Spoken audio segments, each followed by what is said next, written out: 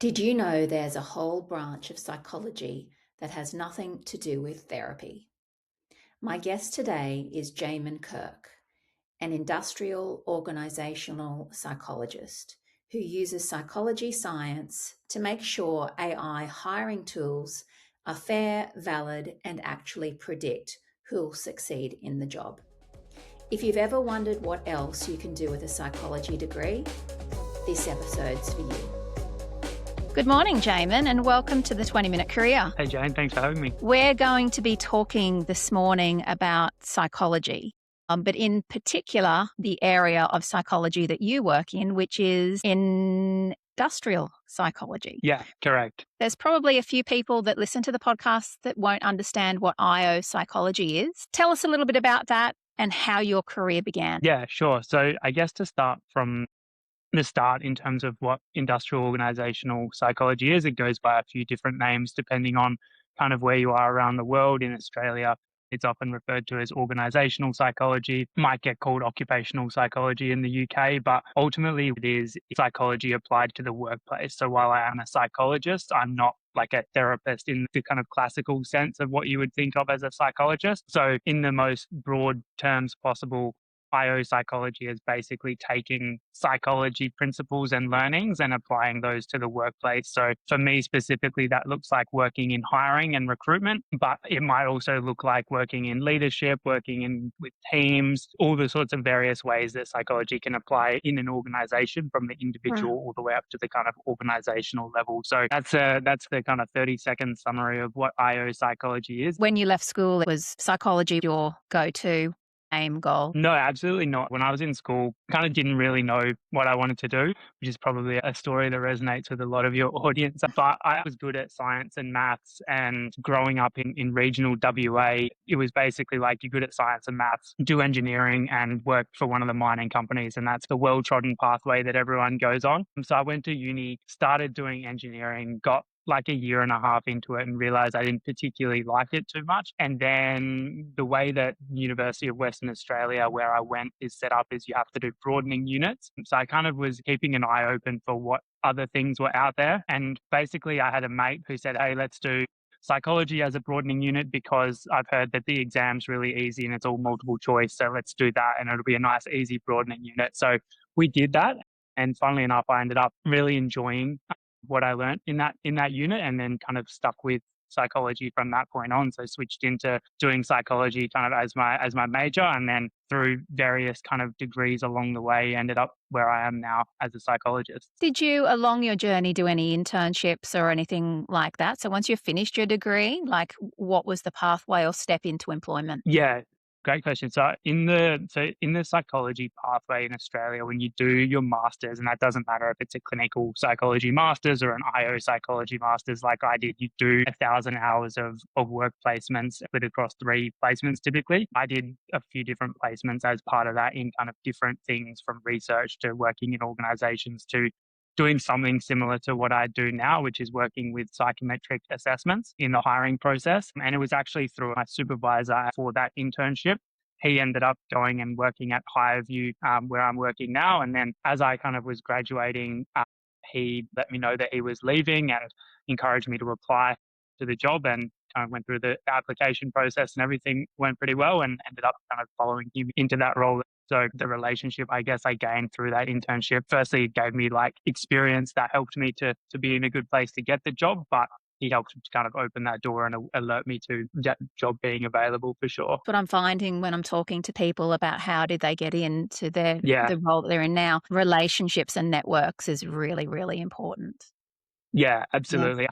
I err on the kind of more introverted side of things for sure. So I think I probably didn't necessarily put a whole heap of time into that early in my kind of uni days. But I think in the end, it kind of worked out all right for me. But it's something I probably wish I had have maybe given more attention to earlier on, for sure. You mentioned that in your organizational psychology role, you focus in the hiring aspect of hiring people. And a lot of that is around the assessment piece, because obviously Mhm. a lot of organizations assess people to make sure that they're the right fit from a number of different aspects. Can you talk us through what a day in the life of your role might look like and what some of the pressures that you might come against on a daily basis? Yeah. So I guess a day in the life looks a lot like just kind of having meetings with customers. We might be working with them to set up an assessment. So they might have purchased an assessment through us. It might be video interviews. It might be a kind of skills based assessment, ultimately, kind of validating that candidates have the skills that they need to do the job that they're applying for. What my role in that is working with those companies to understand what those skills are that take to be successful in that job, and then making sure that we're assessing that through the assessment, and then making sure as well, the assessment is going to work the way it's supposed to. It's going to be fair and give candidates an equal opportunity, or allow them to kind of put their best foot forward and get the jobs that they want to go for. So it looks like a lot of meetings with customers, a lot of emailing, putting presentations together, things like that. I think the other part of the question was around pressures, right? The main pressures, I think, are always just whenever you're kind of working in a role like that, where you're an external person coming and working with these organizations, it's a lot of just kind of managing customer expectations and stakeholders. So it's a lot of the kind of interpersonal management. People might have expectations around what a project's going to look like, or what the system and software is going to be able to do, which might not be aligned to what it actually can do. And then you've got to kind of manage expectations and work with them to come to a resolution that suits all parties. And I think the other thing, one of the biggest challenges as well of my job, is a lot of the science that sits behind the assessment piece is quite complicated. So taking that complicated material and then communicating that in a way that people will A, understand, but B, care about and listen to, is probably one of the bigger challenges as well. It might make sense to people who have gone through a billion years of uni like I did, but you've got to be able to communicate that to an audience that hasn't necessarily done that, which is sometimes a bit of a Yeah. challenge, yeah. A lot of people that will listen to the podcast will have heard of how there's a lot of AI that is coming into the assessment process. How are you working with AI from your role point of view? Yeah, so I think I would probably separate it out a little bit. So the company I work for, HireVue, we have a lot of assessments and, I guess, it's skills validation techniques that use AI in that process. So I would say I interact very heavily with AI, and my role in that process is making sure the way that we use AI in hiring is fair and effective, and it's not disadvantaging any candidates, or doing the wrong things. So that's kind of like, I would say I interact with AI a lot in that sense. But in terms of kind of like day to day using ChatGPT or Gemini or Claude or whatever your go to kind of Gen AI is, I say I probably haven't lent into that as much as some people have. A lot of what my role involves relies on like company or specific knowledge. So we're not quite at a point yet where like you can easily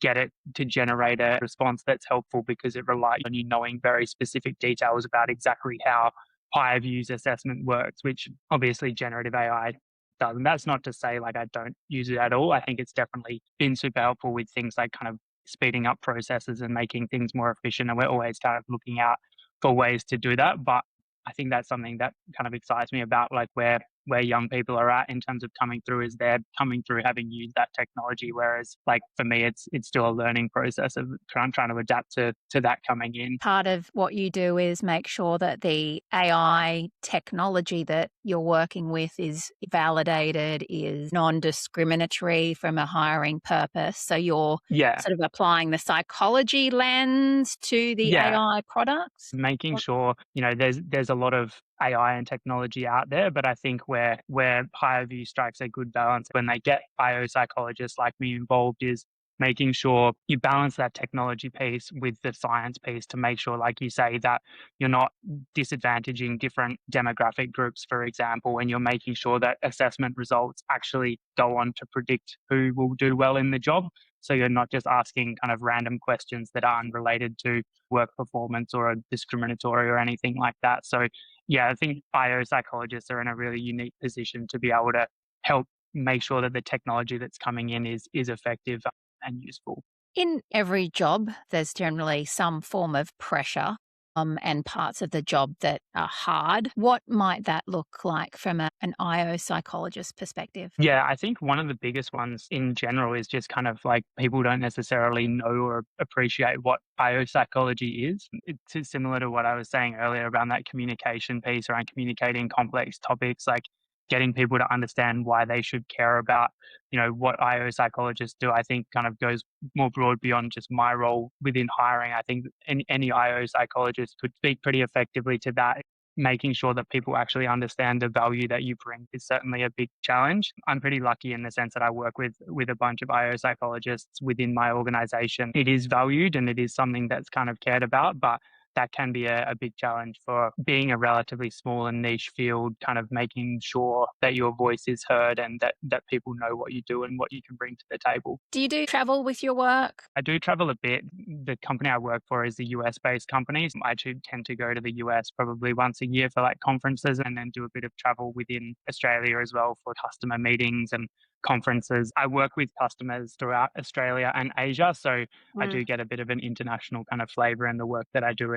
Do you find that there's a bit of a challenge with dealing with different nationalities and being able to convey the science behind the hiring to those individuals? Absolutely. Working with people from different cultures, obviously, like different expectations around all sorts of different things. You've got to kind of navigate those. But to this point of specifically around communicating the science, depending on where the country is, they might have different kind of laws and different regulations around what they have to do from a hiring perspective.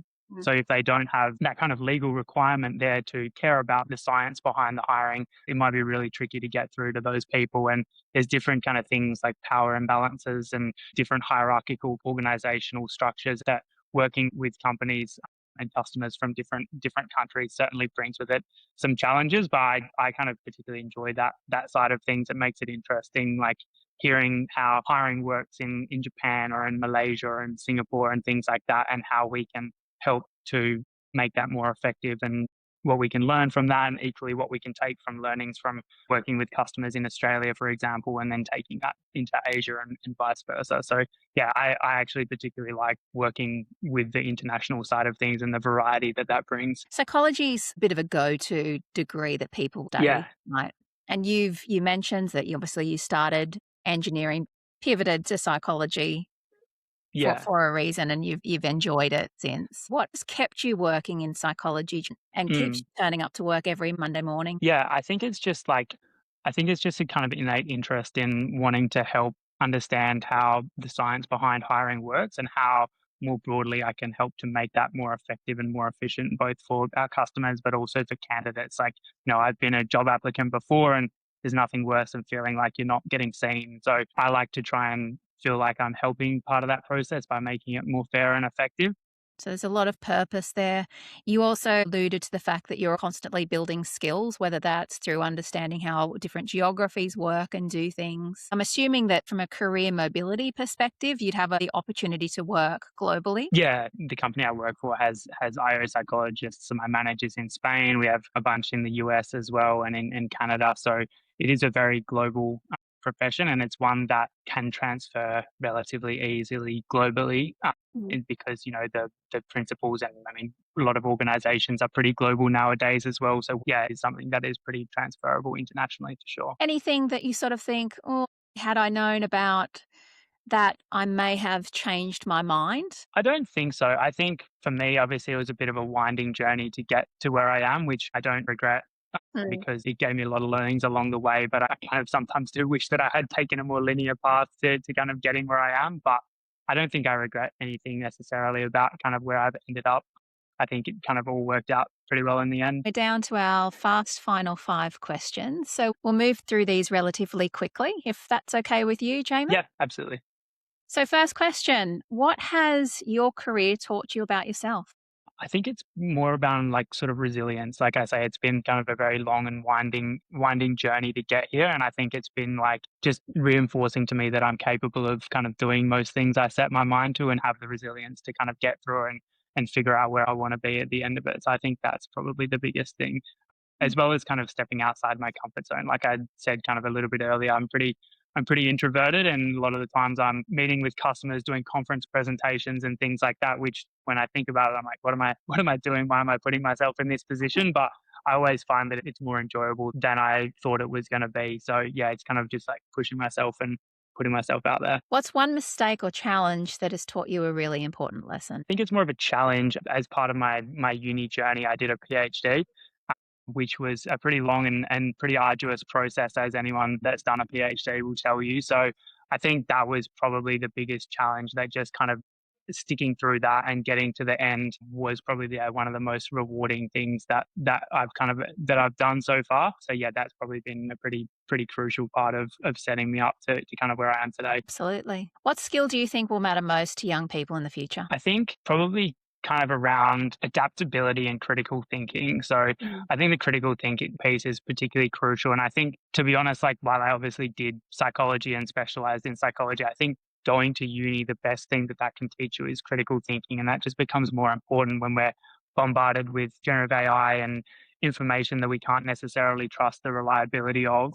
You've got to have the ability to think for yourself and understand, is this actually legit, and should I be kind of taking this information at face value? So I think that critical thinking piece just becomes even more important. I agree. What excites you most about where the whole IO psychology field is heading into the future? I think it's pretty uniquely positioned. A lot of technology is coming into hiring and into the workplace, and even more broadly beyond hiring. I think IO psychologists are pretty uniquely placed to deal with how we can make sure that there's still that human in the workplace, and whether that's in the hiring process, whether that's in working with generative AI in your day-to-day, making sure that there's still that human element and that, it's not becoming too technology heavy. And final question, what advice would you have given your 20-year-old self? Probably just kind of trust the process a little bit. It's been a bit of a long and winding journey to get to where I am today. And there's certainly been times throughout that where I did kind of doubted where I was going, or was, unsure of where I wanted to be.